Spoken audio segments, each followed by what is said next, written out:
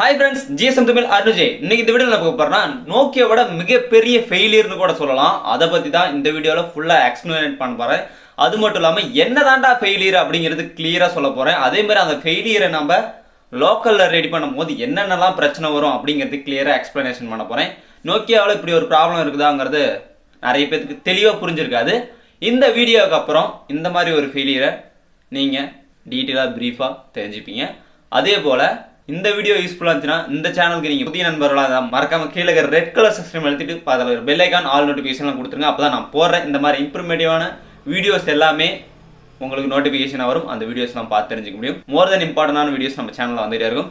Okay guys, இந்த நோக்கியாவோட failure என்னங்கறத வாங்க வீடியோல போய் பார்க்கலாம்.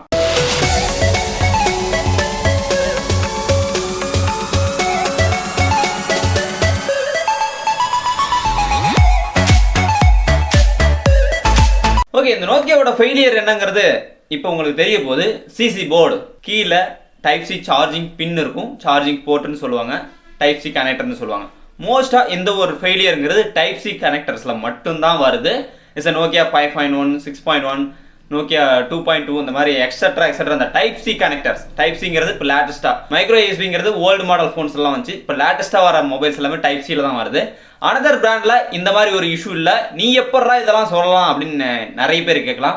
என்னோட பர்சனல் எக்ஸ்பீரியன்ஸ் தான் இது. ஒரு சர்வீஸ் இன்ஜினியரா, மொபைல் சர்வீஸ் இன்ஜினியரா வந்து பர்சனலா எனக்கு தெரிஞ்ச விஷயங்களோட உங்களோட ஷேர் பண்ணிக்க போறோம். அதுக்காக தான் டைப் சில ஏன்டா அந்த மாதிரி ஒரு ப்ராப்ளம் வருது அப்படின்னு நிறைய பேர் கேட்கலாம். ரொம்ப இருக்கிற எல்லா மொபைல்ஸையும் கம்பேர் பண்ணும்போது இந்த ஒரு நோக்கியா மாடல்ல ரொம்ப திக்னஸ் கம்மியான ஒரு டைப் சி மதர் போர்டுன்னு கூட சொல்லலாம். ஒரு சிசி போர்டு தான். அதில் என்னென்னலாம் வரும்? First of all charging pin இருக்கும், சார்ஜிங் டைப் சி கனெக்டர்னு சொல்லுவாங்க. Next of all mic board அப்படின்னு சொல்லுவாங்க, அதே தான் மைக்கு அதிலே வந்துடும். அதே மாதிரி network signal waves antenna line அப்படிங்கிறது அதிலே வந்துடும். இது எல்லாம் சேர்ந்தது தான் அந்த ஒரு சிசி போர்டில் வரும். அதே மாதிரி ஸ்பீக்கருக்கான லைன்ஸும் அதிலே தான் வருது. இது எல்லாம் சேர்ந்தது தான் அந்த ஒரு சிசி போர்டுன்னு சொல்லுவாங்க, சப் போர்டுன்னு சொல்லுவாங்க. Main reason sub board. அப்படி சப் போர்டுனா கீழே இருக்கிறதுக்கான அர்த்தம், கீழே இருக்கிற போர்டு அப்படின்னு சொல்லுவாங்க. இந்த ஒரு போர்டில் அவ்வளோ வேலைகள் இருக்குதுங்க. இந்த ஒரு போர்டில் ஏன் அந்த ஒரு டைப் சி கனெக்டர்ல அந்த ஒரு போர்டில் அந்த ஒரு ப்ராப்ளம் வருது? அந்த திக்னஸ் ரொம்ப கம்மி. ரொம்ப இருக்கிற எல்லா மொபைல்ஸையும் கம்பேர் பண்ணும்போது இந்த ஒரு மொபைலில் வந்து சார்ஜிங் போடும்போது ஒரு சமமான பிளேஸில் வச்சு சார்ஜ் போடுற மாதிரி இருக்கும். நாம் எடுத்துக்கிட்டோ ஆட்டிக்கிட்டோ இல்லை பின்ன நினைச்சிட தேஞ்ச பின்ஸு யூஎஸ்பிலாம் சொருகணும்னா கண்டிப்பாக உள்ள கட் ஆயிடுது. சும்மா ரொம்ப மைன்யூட்டாக ரொம்ப சென்சிட்டிவாக இருக்கிற மாதிரி தான் சும்மா கட் ஆகிற மாதிரி உடையிற மாதிரியே கொடுத்துருக்காங்க. நிறைய பேர் சொல்லலாம், எனக்குலாம் அந்த அளவுக்கு பெருசாக இன்னும் ப்ராப்ளம் வந்தது இல்லைங்க அப்படின்னு நிறைய பேர் சொல்லலாம். ஒரு சிலர்லாம் ஃபோனை இப்படி நிற்க வச்சு சார்ஜ் பண்ணி சார்ஜ் கேபிள் சொறி வச்சிருவீங்க, அப்போலாம் எனக்கு ஏறுதுங்க. ஒரு சில டைமில் சேவ் பண்ணால் தான் ஏறுது, ஒரு சில டைமில் கொஞ்சம் இழுத்துட்டா தான் ஏறுது. இந்த மாதிரி நிறைய இஷ்யூ சொல்லுவீங்க. அதெல்லாம் எல்லாமே உள்ள அந்த பின் தேஞ்சிருக்கலாம், அதை விட்டால் உள்ளே வந்து கட் ஆகிருக்கலாம் லைன்ஸ். மோஸ்ட்லி வந்து ரொம்ப தின் கம்மியாக இருக்கிறதுனால தான் டேமேஜ் ஆகிருக்கும். மோஸ்ட்லி நீங்கள் வந்து இந்த ஒரு ப்ராப்ளத்தை சொல்யூஷன் எங்கே பண்ணணுங்கிறது வீடியோ ரெண்டு வரைக்கும் பார்க்கலாம். வீடியோ கொஞ்சம் கூட ஸ்கிப் பண்ணாமல் பார்த்தீங்கன்னா மட்டும் தான் இது உங்களுக்கு புரியும். அந்த திக்னஸ் ரொம்ப கம்மியானது ஒரு ஃபெயிலியர் தாங்க, கண்டிப்பாக ஒரு ஃபெயிலியர். அதில் இன்னும் நிறைய பேர் சில தப்புகள் செய்றீங்க. அது என்ன தப்புங்கிறதையும் கிளியராக எக்ஸ்பிளனேஷன் பண்ணுறேன். டைப் சி கனெக்டர் டேமேஜ் ஆனவுடனே நீங்கள் வந்து லோக்கல் சர்வீஸ் சென்டரில் எடுத்துகிட்டு போய் கொடுப்பீங்க. ஆத்தரைஸ் சர்வீஸ் சென்டர் தான் நீங்கள் வெளியே சர்வீஸ் கொடுக்கும்போது அவங்க டூப்ளிகேட் போர்டு போடுவாங்க. அந்த டூப்ளிகேட் போர்டுனால மிகப்பெரிய ப்ராப்ளம் உங்களோட ஃபோனில் வரதுக்கு 100% வாய்ப்புகள் இருக்குது. ஒரு சிலருக்கு அந்த ப்ராப்ளம் இருக்காது. அது என்னங்கிறது வீடியோவில் சொல்லிடுறேன். டூப்ளிகேட் போர்டு போடுறதுனால என்ன பிரச்சனைகள் வரும்? வெளியே வந்து ஒரிஜினல் போர்டு கிடைக்காதா அப்படின்னு நிறைய பேர் கேட்பீங்க. கண்டிப்பாக கிடைக்காது வெளியே ஷோரூம் போட்டா. ஆனால் ஒரு சில சர்வீஸ் இன்ஜினியரிங்களோட டெக்னிக்கல் லுக்கு வந்து நாங்கள் சொல்ல போகிறேன். அதையும் எனக்கு தெரிஞ்ச விஷயங்கள், நான் பண்ணிட்டு இருக்கிற ஒரு சில விஷயங்கள் அதையும் சொல்லிடுறேன். நிறைய சர்வீஸ் இன்ஜினியர் நல்ல டெக்னிக்கல் வேலை தெரிஞ்சவங்க மட்டும் பண்ணுவாங்க. பட் ஒரு சிலருக்கு பண்ண தெரியாது. அது வந்து போர்டாக மட்டும் தான் மாற்றுவாங்க. நான் என்ன பண்ணுறேங்கிறது வீடியோ இது வரைக்கும் கொஞ்சம் கூட ஸ்கிப் பண்ணால் பார்த்தீங்கன்னா தெரியும். ஓகே, அந்த மாதிரி டூப்ளிகேட் போர்டு வந்து லோக்கல் சர்வீஸ் சென்டரில் போட்டுருவாங்க. அதனால என்னடா பிரச்சனை வருது அப்படின்னு நிறைய பேர் கேட்கலாம். கண்டிப்பாக வந்து நெட்வொர்க் ப்ராப்ளம் வரும். இதே நீங்கள் சிட்டி சைடு இருந்தீங்கன்னா கண்டிப்பாக அந்த ஒரு இஷ்யூ இருக்காது. நீங்கள் சிட்டியை விட்டு அவுட்ரு போகும்போது சிக்னலே இழுத்து தராது அந்த ஒரு board, duplicate board. Signal network problem நிறையவே உங்களுக்கு வரும். இது மேஜர் மைனஸ் பாயிண்ட். அதே மாதிரி மைக் குவாலிட்டி கொஞ்சம் குறைஞ்சிருக்கும். அதே மாதிரி ஒரு சில டூப்ளிகேட் போர்டு போட்டால் மைக் கேட்காது. அதே மாதிரி அது மைக் மாற்ற ட்ரை பண்ணாலும் ரொம்ப சென்சிட்டிவான செய்கிற வேலை அதுவும் ஒன்று. டூப்ளிகேட் போர்டு போட்டால் நெட்வொர்க் இஷ்யூ மெயினாக இருக்குங்க. அதே மாதிரி சார்ஜிங் ஃபாஸ்ட்டாக ஏறுறது, ஸ்லோவாக ஏறுறது, அந்த மாதிரி நிறைய இஷ்யூஸ் இருக்கும். ஓகே, நம்ம ஒரிஜினல் போர்டு எங்கே தாங்க கிடைக்கும் அப்படின்னு கேட்டால் சர்வீஸ் சென்டர் தவிர வெளியே எங்கேயும் கிடைக்காது. அதே மாதிரி இந்த சர்வீஸ் தெரியாதவங்க சிசி போர்டு மட்டும் மாற்றுவாங்க அப்படின்னு சொல்லியிருந்தேன். சர்வீஸ் தெரிஞ்சவங்க சிப் லெவலில் தெரிஞ்சவங்க என்ன பண்ணுவாங்கன்னா அதே சிசி போர்ட்லேயே அந்த டைப் சி கனெக்டர் மட்டும் ரீப்ளேஸ் பண்ணுவாங்க. டேமேஜ் ஆயிருந்தாலும் அதை ரீப்ளேஸ் பண்ண முடியும். அதுக்கான டெக்னிக்கல் லுக் நிறையவே இருக்குது. ட்ராக் அடிச்சுக்கலாம், ட்ராக் கீழே கட்டாயிரும், அண்டர் போர்ட்லேயே வந்து கட்டாயிரும், அண்டர் ஜம்பர் அடிக்க முடியும்.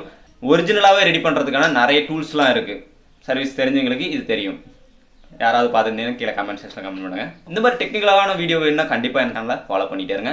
ஓகே, அவங்க மாதிரி இந்த மாதிரி பர்ஃபெக்டாக வந்து ட்ராக் அடித்து கண்டிப்பாக ரீப்ளேஸ்மெண்ட் பண்ணுவாங்க. இதில் ஒரு சில பிரச்சனைகள் புதுசாக அந்த வேலை செய்கிறவங்களுக்கு நிறைய பிரச்சனைகள் ஏற்படும். இந்த ஒரு சிசி போர்டில் ஒரு மைக் மாற்றுக்கலையோ இல்லை வேறு எதனாச்சும் ரீப்ளேஸ் பண்ணும் போது ப்ளோயர் எல்லாம் எந்த ஒரு வேலையும் செய்ய முடியாது. அதே ஒரு சிலர் வந்து இந்த சிசி போர்டில் ஃப்ளாட் பொசிஷனில் வச்சு எந்த ஒரு வேலையும் செய்ய முடியாது. அப்படி ஃப்ளாட் டைப்பில் வந்து வச்சு வேலை செஞ்சால் நிறைய ஸ்பேர்ஸ் நவுந்துடும். ரொம்ப ரொம்ப கண்ணுக்கே தெரியாத ஸ்பேர்ஸ்லாம் இருக்கும். அது ஒன்று நவுந்துச்சுன்னா ஸ்பீக்கர் வேலை செய்யாது, மைக் வேலை செய்யாது. இந்த மாதிரி நிறைய இஷ்யூஸ் பொறுத்த வரைக்கும் இதுவே நானுமே சந்திச்சிருக்கிறேன். ஃபர்ஸ்ட்ல அந்த ஒரு போர்டு சர்வீஸ் பண்ணும்போது அது என்னோட எக்ஸ்பீரியன்ஸ் தான் இந்த வீடியோவில் ஃபுல்லாகவே தெரிஞ்சிட்டு இருக்கீங்க. வேற ஒன்றும் கிடையாது. ரொம்ப மைனூட்டாக ரொம்ப எல்லாத்தையும் ஃபைன் பண்ணி எல்லாத்தையும் கம்ப்ளீட்டாக செக் பண்ணும். சிசி போர்டு வச்சு பர்ஃபெக்டாக சார்ஜ் பேக்கப் ஆகுதா? அதே மாதிரி ஒரு சிலர்லாம் சிசி வைப்பாங்க, பட் வச்சா சார்ஜிங் ஏறும், சார்ஜிங் ஃபாஸ்ட்டாக ஏறாது. அதே மாதிரி சார்ஜ் ஏறும், யூஎஸ்பி கம்ப்யூட்டரில் கனெக்ட் பண்ணால் கனெக்ட் ஆகாது. இந்த மாதிரி இஷ்யூலாம் இருக்கும். எல்லாமே சார்ஜ் பின்னில் வர அந்த 5 பின், அந்த 5 பின்னில் வந்து 1 plus 1 minus 1 data plus 1 data minus அப்படிங்கிற மாதிரி பழைய மாடல்ஸில் இருந்துச்சு. ஆனால் அந்த நோக்கியாவில் எக்கச்சக்க லைன்ஸ் கொடுத்துருக்காங்க. இதெல்லாம் ஒரு மாதிரி எல்லா லைன்ஸும் வந்து பர்ஃபெக்டாக அடிக்கணும். 5 பின்னு சொன்னதில் ஒரு லைன் மட்டும் டம்மியாக இருக்கும் பழைய மாடல்ஸில். மீதி எல்லாம் வந்து லைன்ஸ். இதை பர்ஃபெக்டாக முடிச்சிட்டோம்னா இதை போட்டு சார்ஜ் பர்ஃபெக்டாக ஏறுதா இல்லையான்னு செக் பண்ணிட்டு மைக்குக்கு போகணும். மைக் பர்ஃபெக்டாக வேலை செய்யுதா இல்லையான்னு அடுத்தடுத்துக்கு நம்ம போகிற மாதிரி இருக்கும். எல்லாத்தையும் பர்ஃபெக்டாக செக் பண்ணி அந்த ஒரு ஃபோனை வந்து பர்ஃபெக்டாக டெலிவரி பண்ணணும். இதில் இந்த நோக்கியா ஃபோனில் நீங்கள் ஒரிஜினல் சிசி போர்டு போட்டால் மட்டும்தான் கரெக்டாக இருக்கும். ஏங்க நிறைய பேர் கேட்கலாம், நோக்கியா வந்து கீழே சப்போர்ட் மட்டும் தான் இந்த மாதிரி ப்ராப்ளம் வருதா இல்லை வேற எதனா ஃபெயிலியர்ஸ் இருக்கா அப்படின்னு நிறைய பேர் கேட்கலாம். கண்டிப்பாக நோக்கியாவில் இந்த சப்போர்டை தவிர வேற எந்த ஒரு ஃபெயிலியருமே கிடையாது. எனக்கு தெரிஞ்ச வரைக்கும் மெயின் போர்டில் ரொம்ப திக்னஸான ஒரு போர்டு தான். அதே மாதிரி ரிங்கர், ஸ்பீக்கர், மற்ற மெட்டீரியல்ஸ் எல்லாமே டிஸ்பிளே வந்து எல்லாமே ஹெவி தாங்க. அதை அடிச்சிக்க முடியாது, அது எந்த குறையும் சொல்ல முடியாது. ஆனால் அந்த சப்போர்ட் மட்டும் ரொம்ப ரொம்ப மெல்லிஸாக இருக்கும். மோஸ்ட்லி யூஸ் பண்ணுறது ஒரு மெயினான ரீசன்னா சார்ஜிங், அதுதான் யூஸ் பண்ணுறோம். அதனால சீக்கிரமாக போயிடுது. இது ஒரு ஃபெயிலியர் இருக்குது நோக்கியா மொபைல் எடுக்கும்போது. இது யோசிச்சுக்காங்க, ரொம்ப கேர்ஃபுல்லாக. அப்படி இப்போ நோக்கியா மொபைல் யூஸ் பண்ணியிருந்தேன்னா ரொம்ப கேர்ஃபுல்லாக பொறுமையாக போட்டு எடுத்து யூஸ் பண்ண ஆரம்பிச்சுக்கோங்க. எனக்கு எந்த ப்ராப்ளமும் இல்லைங்க, பக்காவாக தாங்க நாங்கள் ரொம்ப வருஷமாக யூஸ் பண்ணுறோம். அப்படிங்கிறவங்களுக்கும் இது வருது, பொறுமையாக போட்டு எடுத்து யூஸ் பண்ணுங்கள்.